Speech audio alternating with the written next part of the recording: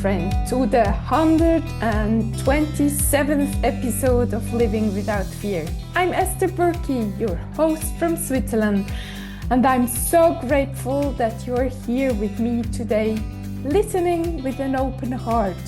You know, I always want to share with you my most personal stories, the ones that don't always look shiny on the surface, but carry within them the deepest lessons.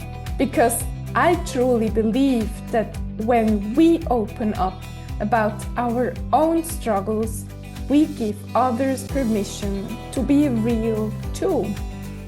So today I want to take you with me into an experience I had just a week ago at the Tony Robbins event in Cologne called Unleash the Power Within. I wasn't there as a participant, I was serving as a crew member, together with about 500 incredible people from all over the world. Together, we supported more than 12,000 participants from 54 different countries. Can you imagine the energy of such an arena? The excitement, the nerves, the breakthroughs, the tears, the laughter. It was electric. My wonderful body, Gladys Global, and I had the task of taking care of a very specific area, making sure that only the right people entered the levels where the VIP boxes were located.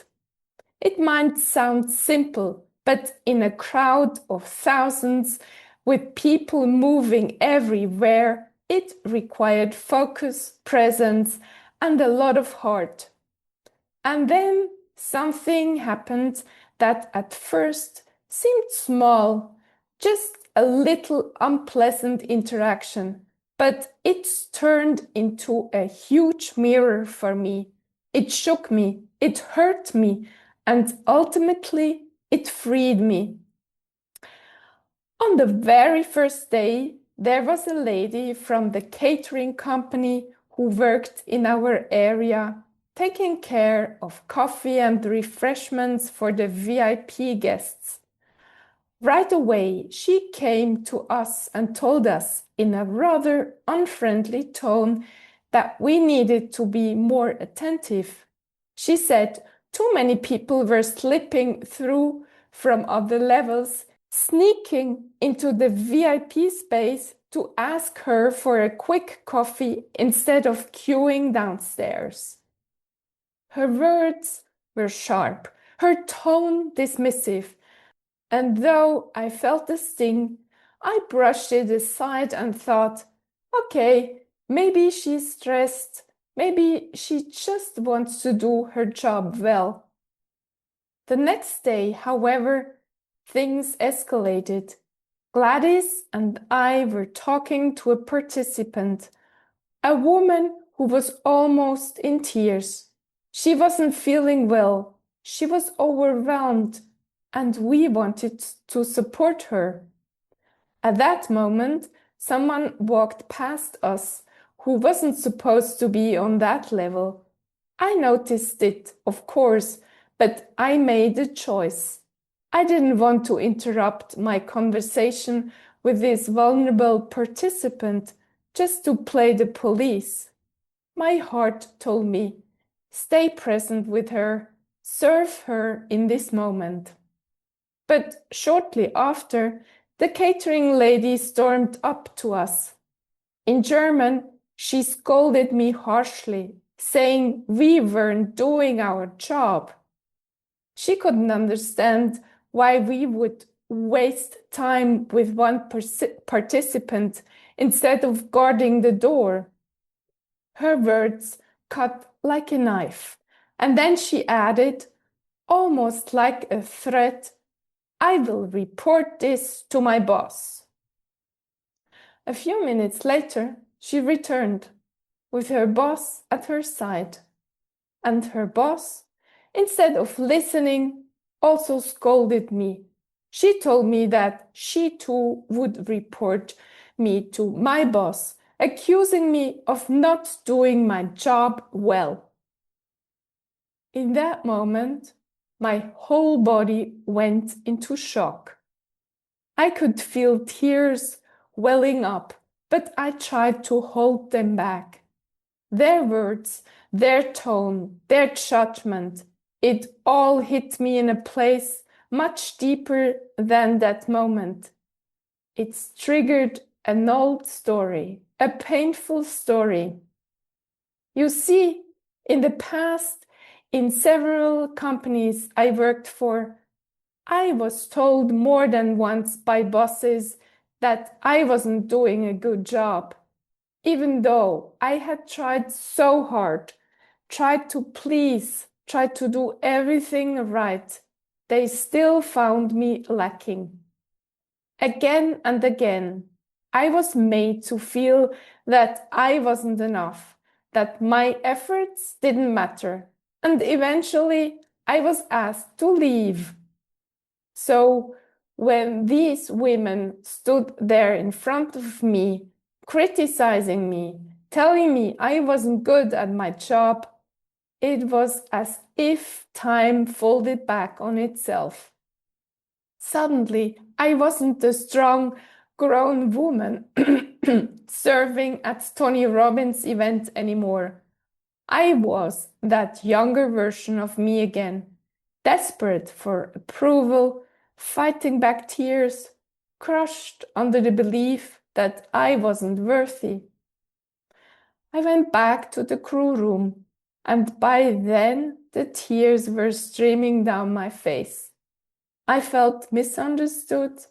I felt unworthy. I felt like a failure. But here's the gift. When we fall apart, sometimes the universe sends us exactly the person we need. Another crew member saw me and suggested I speak to one of Tony Robbins' trainers. And that's how I met Mia, a wonderful trainer from Denmark, who took the time to sit with me, listen to me, and guide me through my pain.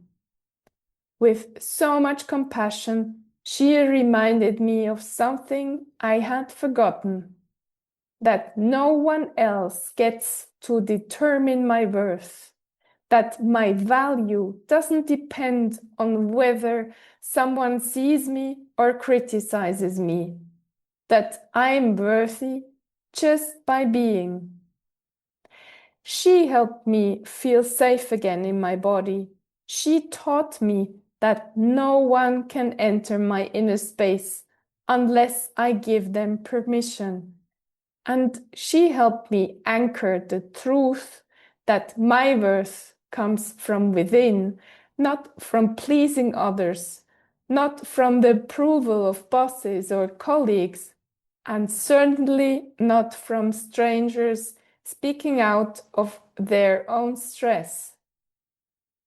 I walked away from that conversation lighter, still tender, yes, but stronger, and incredibly grateful that this incident had happened, because it forced me to face yet another layer of an old wound and to release it.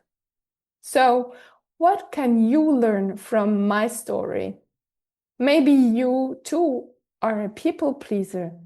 Maybe you too long for your boss or your colleagues to finally say, "You did well.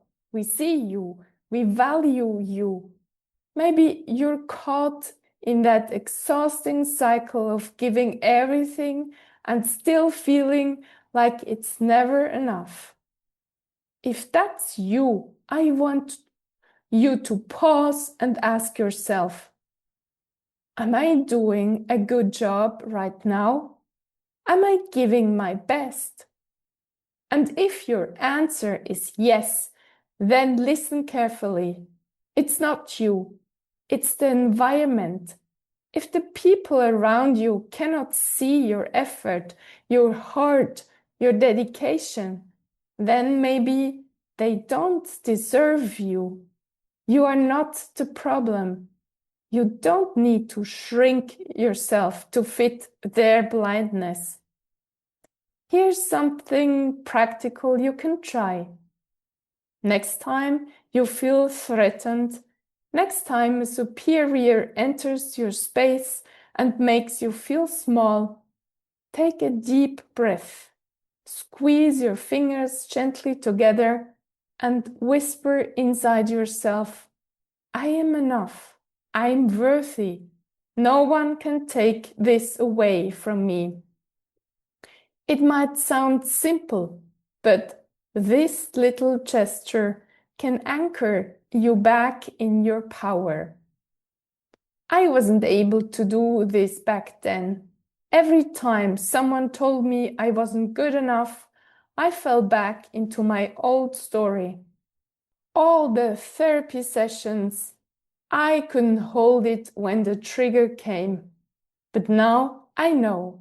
Healing doesn't mean we never get triggered again. Healing means we find new ways to meet ourselves with love when the old wound opens. And maybe you've already done some inner work. Maybe you know how to talk to your inner child, the little one who was told too many times that she wasn't enough.